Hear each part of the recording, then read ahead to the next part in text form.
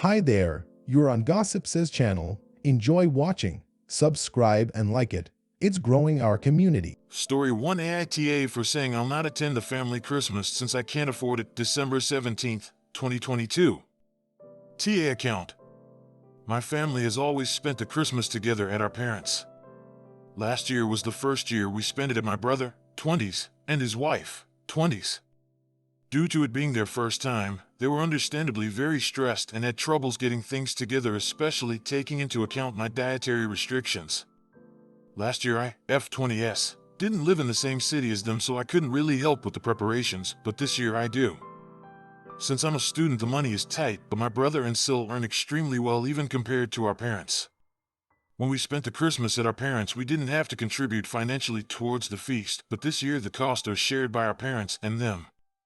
As I can't afford it, my compensation is the organization and cooking the feast, as none of them enjoy such things. This is not a small task, since I'll have to start the preparations days before Christmas and do everything on my own. However, since I'm not the one paying for the meal, I have shared my plans weeks ago with all of them and they have agreed on the menu. A couple days ago I sat down and calculated how much all of this would cost and sent the info to my family.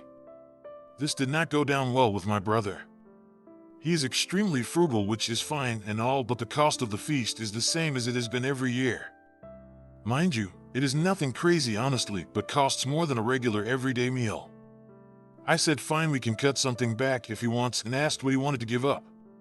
He chose the one thing I wanted to make for myself as a treat, since almost everything else is something I can't eat, but the rest of them can eat all of it. I said okay, anything else, but he didn't want to give up anything else. I asked him if he was serious that my dish would be the only one we would get rid of and not one of their multiple sides. I don't want to eat only potatoes and salad. His response was that it's also expensive, and since it's something that most of us wouldn't eat, it didn't make sense to make it. My brother pulled the same move last year, and my mother put her foot down and forced my brother to include me. Since then he has constantly told us how we are so emotional and stir up unnecessary drama. So to his opinion I said that it's fine. I'll just not attend and spend the Christmas by myself, since I can't afford to pay for the dish since I already provide my main. My brother got mad and said that it's not what he meant. I replied that this would be the most elegant solution to the problem, since the feast would be cheaper and I wouldn't have to work so hard for a meal I can't eat. And this would have the added bonus of not causing too much drama, since I do so voluntarily. I know I'm probably in on just for this. He got super mad at me while my mother got mad at him and decided to spend the Christmas at my place. Now everyone is mad at everyone, but honestly, I'm mainly just sad and feel like I ruined everyone's Christmas. AITA? Verdict, NTA. // edit to add, // I have seen a lot of comments saying that they would like to help me to contribute financially towards the meal. While I find these offers extremely kind, I simply feel like this wouldn't be appropriate, since I will be fine regardless of the outcome of my Christmas. Instead, I'd like to ask you to consider donating, only if you truly can, e.g. to your local homeless shelters, food banks, etc., so that those who have nothing or very little could have something for the holidays. Thanks you and happy holidays. Smiley face. Update, AITA for saying I'll not attend the family Christmas since I can't afford it. December 20th, 2022. First of all, thank you for all the comments on my original post. Even for the ones which deemed me the I tried to respond to all of them, but after the 100th comment it became hard to keep up, but I did read all of them. Smiley face. For those who are interested, I have something to update on my family Christmas and my brother. He called yesterday and wanted to come over to talk. When he got here, he started by apologizing on his part of the argument, admitting that he acted poorly. He told me he hadn't really paid much attention on the menu since I was in charge of it.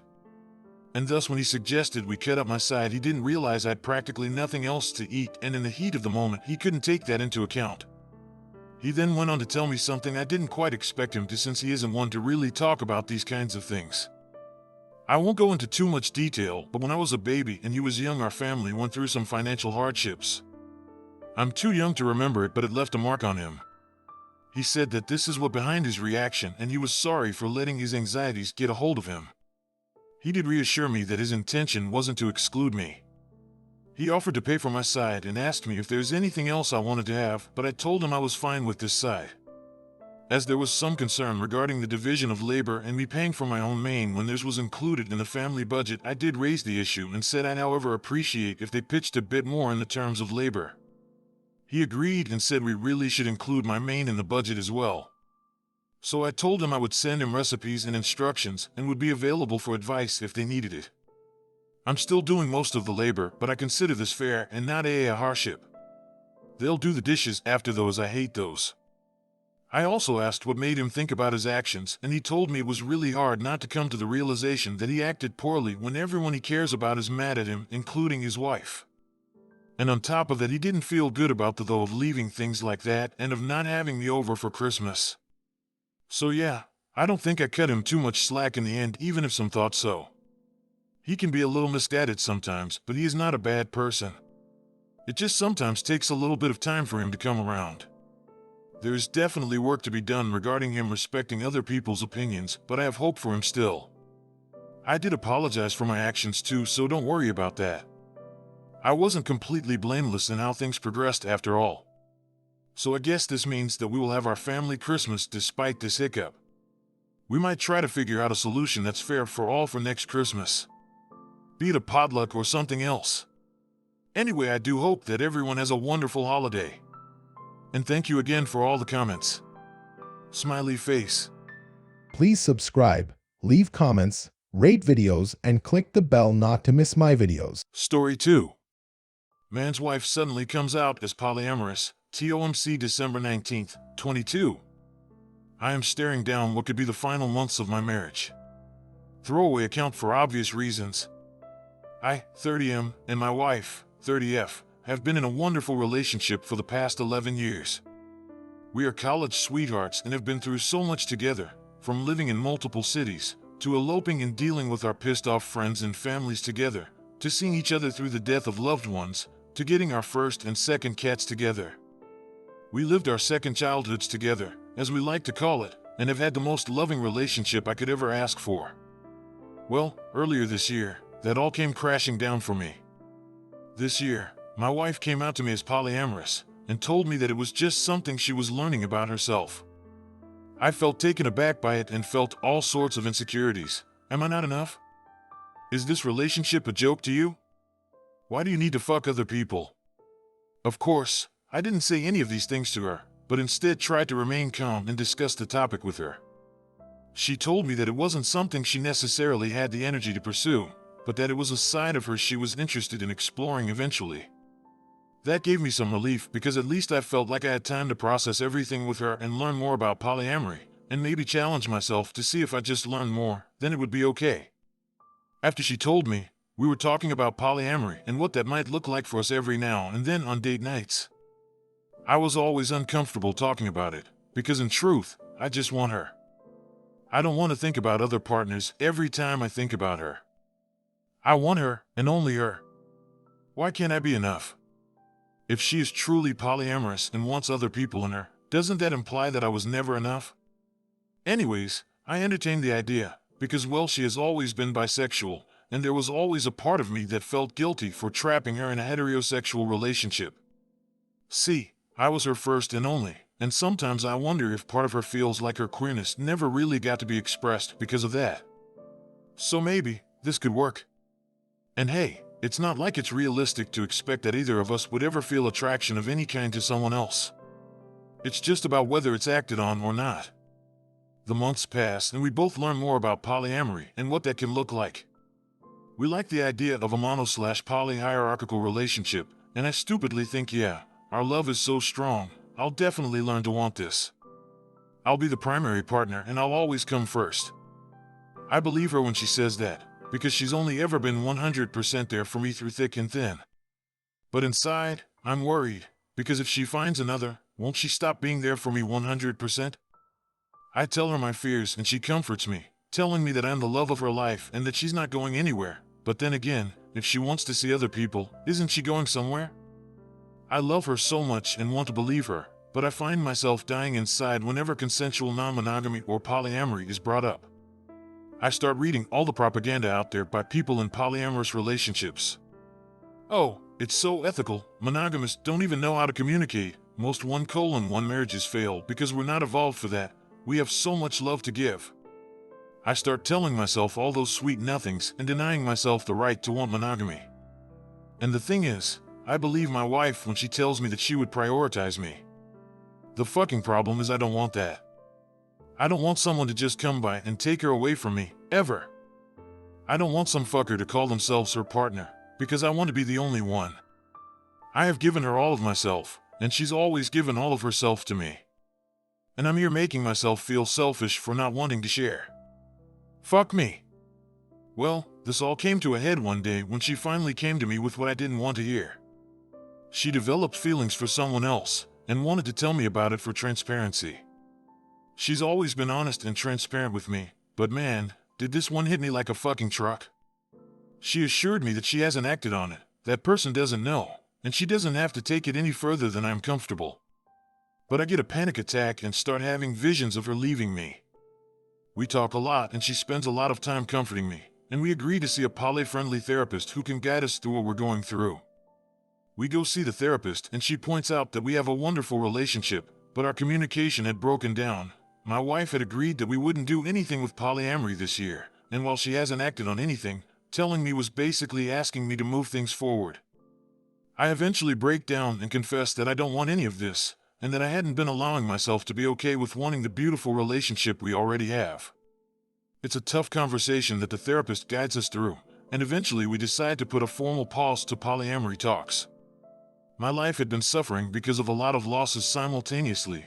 My best friend decided to stop being friends with me because she was jealous of my wife. My workplace laid off my best friends and left only me behind, and my grandmother died. I haven't been sleeping well and I've been gaining weight. I just need my life to be stable for a little bit.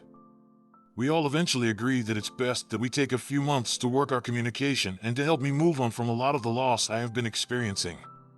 She promises that we can go as slow as we need to, and that I can have more time if I want. She won't act on any feelings, and promises to treat the topic as delicately and sparsely as she can. But she also admits that being poly is something she needs, and she has so much love to give. We'll be monogamous for a few more months while I get my shit together, I guess.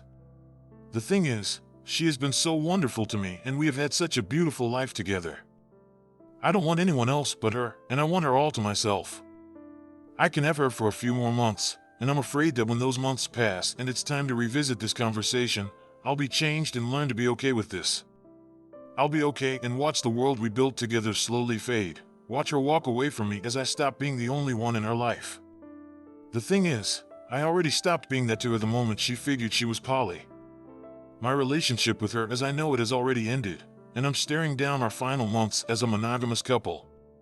I'm trying to hold myself together and be a better husband and partner anyway. If I'm going to be let down in the end, I might as well have the best fucking last months with her as I know it. This could all work out, or it couldn't. Either way, my marriage as I knew it is essentially over. There's something else there now in its place.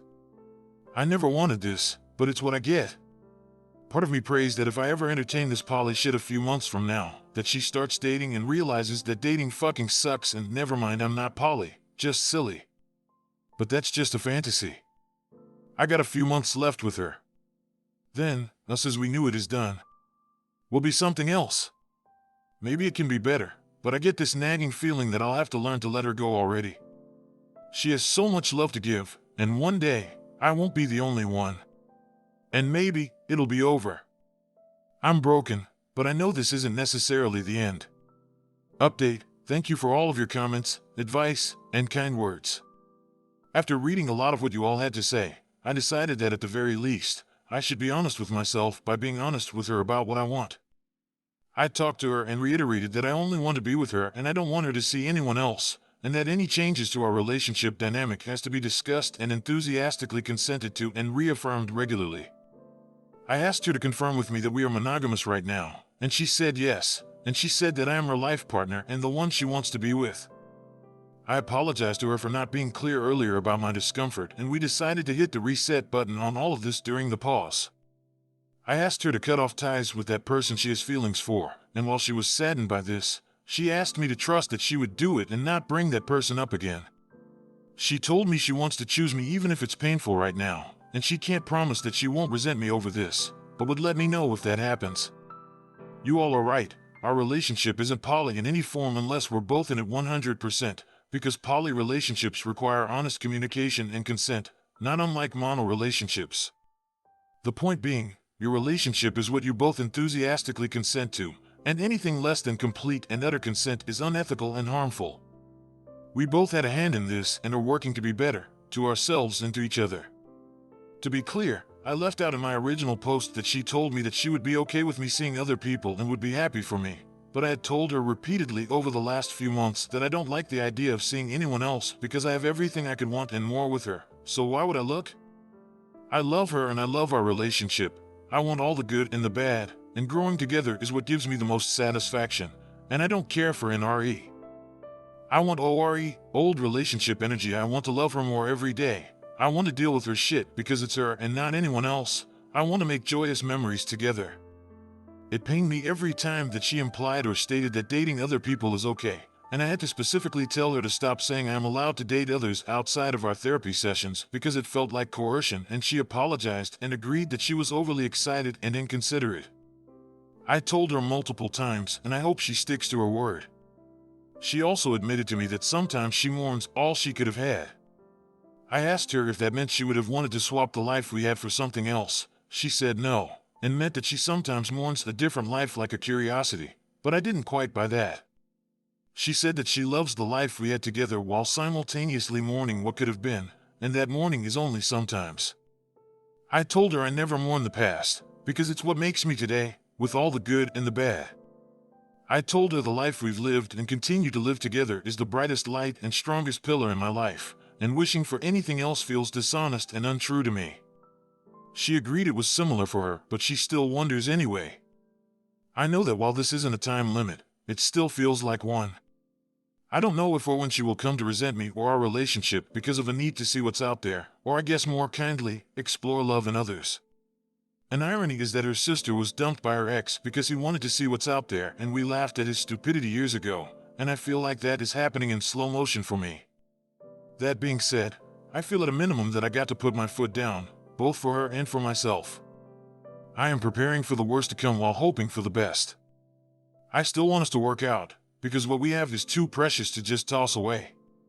Call me an idiot, but I am willing to try, and if her need to love others supersedes her need for me, so be it.